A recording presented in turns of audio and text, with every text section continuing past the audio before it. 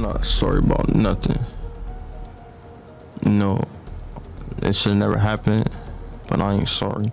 You need to stop making me feel like I got something to like I owe something to somebody else. If he hits that East Coast, I don't give a what if they gonna try to get at him. Blockstar, one of the killers of Pop Smoke, just stepped into dangerous territory. After skating free because of his age, he's out here almost bragging about it, dropping disrespectful lines about the rapper that he helped kill.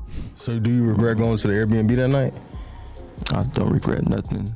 That might be the one mistake that changes everything, because word on the street is retaliation might already be in motion, and LA might not be the safe haven Blockstar thinks it is.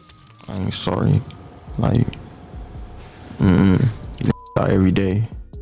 Imagine this. You get caught up in a crime so serious that it shakes the entire hip-hop world. A robbery goes wrong, a rising superstar is killed, and your name gets tied to the tragedy. But because of your age, the legal system cuts you a break.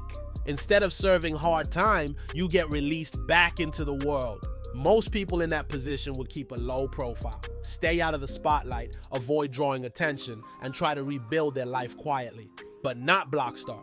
Instead of laying low, he went straight to No Jumper, one of the biggest platforms in hip-hop culture, and basically told the world, yeah, I was involved in Pop Smoke's murder. And no, I don't really care. Don't regret nothing, but I wish I never had either. Now, let's be real, this isn't just reckless, it's downright dangerous. The streets don't forget, and there are a lot of people, especially in New York, who still feel some type of way about Pop Smoke's death. The idea that one of his killers is out here talking reckless instead of showing any kind of remorse is rubbing a lot of people the wrong way. During the interview, Blockstar made one of the most tone-deaf statements imaginable. When asked if he felt any remorse for what happened, he shrugged it off and said, I ain't sorry, I just feel bad. I'm not sorry about nothing. You know, it should never happen, but I ain't sorry. Think about that for a second. There's a huge difference between being sorry and just feeling bad. Saying, I feel bad is like saying, yeah, it sucks, but oh well. That's not an apology. That's not taking accountability. That's not even an attempt to make things right. It's just a half-hearted acknowledgement that something unfortunate happened. And then, as if that wasn't bad enough, he doubled down with something even worse. I ain't sorry. Like, die every day. That one line sent the internet into an uproar, because it wasn't just disrespectful, it was straight up dismissive. Pop Smoke wasn't just some random guy who got caught up in the streets. He was an artist, a young man with a bright future, someone who was on the verge of superstardom. He was putting on for Brooklyn, bringing back a sound that was changing the game. At the gas station? Yeah. Nah, that's You think cap. that's him? Nah, that's cap. It looks so much like him that So to hear one of his killers brush off his death like it was just another statistic, that hit a nerve.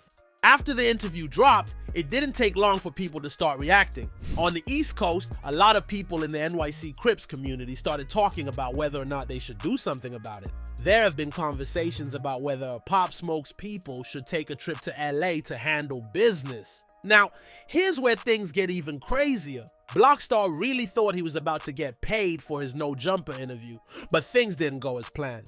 After running his mouth about Pop Smoke's murder, instead of walking away with a bag, he ended up with nothing. So what did he do? He tried to extort Adam, the guy who runs No Jumper. Yep. Instead of being grateful for the exposure, even if it was negative, Blockstar turned around and demanded money for his appearance. He even went online, calling out Adam for allegedly not paying him.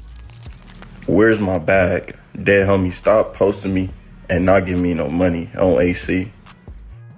But here's the thing, Adam is a businessman, and he's been in the game long enough to know when someone's desperate. And from the looks of it, he finessed Blockstar into doing the interview for free. You see, Blockstar willingly went on one of the biggest hip-hop platforms, exposed himself even more, talked reckless about Pop Smoke's death, and got absolutely nothing in return. No money, no new opportunities, no protection, just more heat and more enemies. And that's where he really messed up. Blockstar's whole game plan seems to be clout chasing. He came out of jail and immediately jumped on social media, bragging about how he's free while Pop Smoke is gone. But what he didn't realize is that not all clout is good clout. When you do an interview like that, especially after being involved in something as serious as Pop Smoke's murder, you're painting a target on your back. you're making yourself the topic of conversation for all the wrong reasons. And the worst part, he did all that talking, and now he's got nothing to show for it. No money, no industry backing, no respect, just more problems. While Blockstar is out here worried about a check, Pop Smoke's people are worried about something else: revenge. Ever since this interview dropped, the conversation has shifted from "damn, one of Pop's killers is free" to "so when is something gonna happen?" There are rumors that some people from NYC are talking about making a trip to LA. And this isn't just internet talk. Real street dudes are discussing it. See, Blockstar might think he's untouchable, but history shows that when it comes to revenge in the streets, it's never a matter of if, it's a matter of when. And the way he's moving, he's making it easy for people to find him. No Jumper gave him the platform, but instead of playing it smart, he let his ego take over.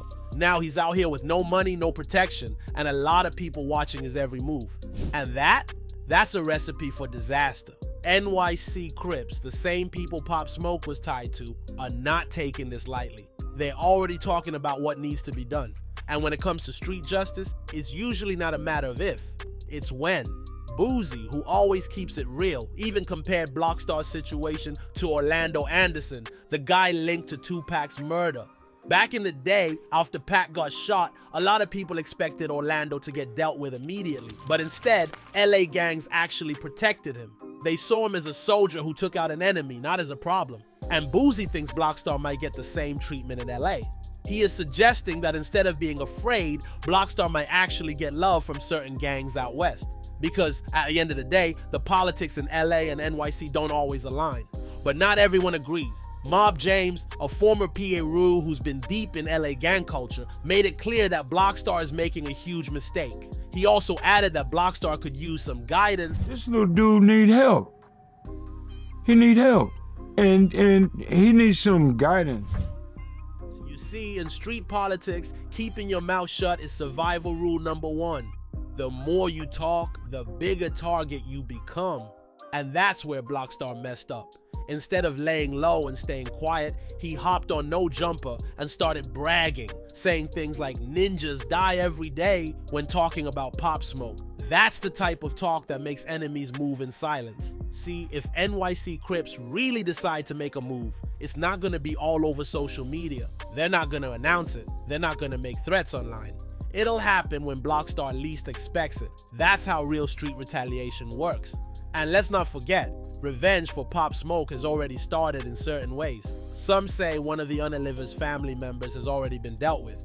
If that's true, then this whole situation is only going to escalate. Blockstar might think he's untouchable, but the reality is he's walking on thin ice. He's got no real protection, no industry support, and no respect in the streets. Anyway, Blockstar might be the loudest, but he's definitely not the only one tied to Pop Smoke's killing. The rest of his crew made moves behind the scenes, taking plea deals to avoid harsher sentences. Some of them got off with just a few years, while others are looking at nearly 3 decades behind bars. But one of them, he was reckless enough to go live from jail, like he forgot he was locked up for murder. Good news! Target stores are open, so you can get just... It's crazy how some of these guys still treat life like a game, even after getting caught. Imagine sitting in a cell, facing time for killing a rising rap star. And instead of keeping your head down, you're flexing on Instagram Live. It just shows how little they actually care about what they did, or how little they think about the consequences. They don't see it as real life. It's all about clout, even behind bars. But if you listen closely to the 911 call from that night, you start to realize just how brutal and unnecessary the whole thing was. Hello? PD, what are your numbers? I'm gonna tell them to wait for LAPD. Hearing that call again just makes it worse. You can hear the panic, the fear, the reality setting in that someone's life was slipping away over some jewelry and designer clothes. These guys didn't just rob Pop Smoke, they executed him. Let's break it down. Pop Smoke was living the dream. He had just dropped Meet the Woo 2, his career was taking off, and he was finally getting the recognition he had worked so hard for. At just 20 years old, he was already one of the most promising new voices in hip-hop. He had money, fame, and a growing fan base. To celebrate, he rented a luxury house in the Hollywood Hills, a place meant for superstars, where celebrities go to relax and enjoy life away from the cares. But one small mistake changed everything. Like a lot of artists, Pop Smoke loved sharing his success with his fans. He would post pictures and videos showing off new clothes, jewelry, and gifts. That's normal for a rapper. It's part of the lifestyle. But on February 19, 2020, while flexing on Instagram, he accidentally showed his home address on a gift bag in one of his posts. He didn't realize it at the time, but that tiny slip-up would be all it took to set a deadly chain of events in motion. That Instagram story gave the wrong people the exact location of where he was staying. And once that information was out there, it spread fast. The crew that decided to act on it wasn't some professional hit squad or trained robbers. It was a bunch of young, reckless gang members from Los Angeles, kids really, with guns and something to prove. And they were members of the Hoover Criminals, a set of the Crips, and they weren't thinking about anything beyond a quick come-up. They saw a rapper in a fancy house, showing off designer clothes, expensive watches, and stacks of cash. And in their minds, that meant easy money. They didn't see Pop Smoke as a person, just as an opportunity, a target. So they put together a plan. That night, 4 of them drove to the mansion, armed and ready to do whatever it took. They waited until around 4:30 a.m. when they were sure the house would be quiet. Then, they broke in through the second floor balcony. Pop Smoke was in the shower when they stormed into the house. They caught him off guard. Instead of just taking his things and leaving, they decided to take it even further. They demanded his jewelry, specifically his Rolex and Cuban link chain. But here's the part that makes it even worse. Pop Smoke didn't even fight back. He wasn't trying to resist. He was outnumbered and unarmed, yet they still shot him. The shooter, a 15-year-old kid, fired twice. One of the bullets hit Pop Smoke in the chest. As soon as they shot him, the crew panicked. They grabbed the Rolex but barely got anything for it. They sold it for just $2,000. They killed a rising superstar for pocket change. When the police arrived, Pop Smoke was barely holding on. He was rushed to the hospital, but it was too late. By 5:12 a.m., he was pronounced dead. What makes this whole thing even more tragic is that these killers had no idea what they had just done. In their minds, they had robbed just another rapper. They didn't realize that Pop Smoke wasn't just anybody. He wasn't some local rapper with a couple of songs out. He had real industry connections, people who cared about him. He had the backing of 50 Cent, the respect of big names in the game, and a loyal fan base that wasn't gonna just move on. Now, one by one, they've been caught, charged, and locked up. But the fact that one of them is still acting like this is all a joke just adds insult to injury. It also raises the question, if they don't even respect the situation enough to stay quiet, what does that mean for their safety behind bars? Because in places like that, disrespect comes with consequences. After they got caught, it became clear how young some of these guys were. That played a huge role in how their cases were handled. One of them, the actual shooter, was only 15 years old at the time. Because of that, he was sent to a juvenile facility instead of getting life in prison. Another one, 17 at the time, also got a light sentence. Just over 4 years. The other one settled his case quietly and will be in a juvenile detention center until he turns 25. Meanwhile, Corey Walker, the oldest and allegedly the mastermind of the robbery, took a plea deal that got him 29 years in prison. He was originally facing the death penalty, but the plea deal saved him. So while Blockstar is out bragging about being free, his crew is either locked up or waiting for their turn to walk free again. But here's where things take a dark turn. A recent video surfaced claiming that one of Pop Smoke's Unaliver's brothers was found dead in a barrel. Now, details are still murky, but if this is true, it might mean that revenge for Pop Smoke is already in motion. See, the streets have their own version of justice, and it doesn't move on the same timeline as the courts. When someone high profile like Pop Smoke gets taken out, it's not just about one person, it's about making a statement. The people who loved him, the people who were close to him, and even those who just respected what he represented, they all see what happened. And in some circles, they believe it can't just end with a plea deal and a prison sentence. That's why rumors of retaliation have been swirling ever since Blockstar started talking. His words might have made him feel tough in that moment, but in reality, he just made himself an even bigger target. Because here's the thing, when you kill someone like Pop Smoke, you don't just have to worry about the police, you have to worry about the people he left behind. And when people start turning up dead, especially family members of those involved in his murder, it's hard not to connect the dots. There are still a lot of unanswered questions. Was this a random crime? Was it personal? Or is this just the beginning of a bigger payback? Either way, the message is clear. This situation isn't over.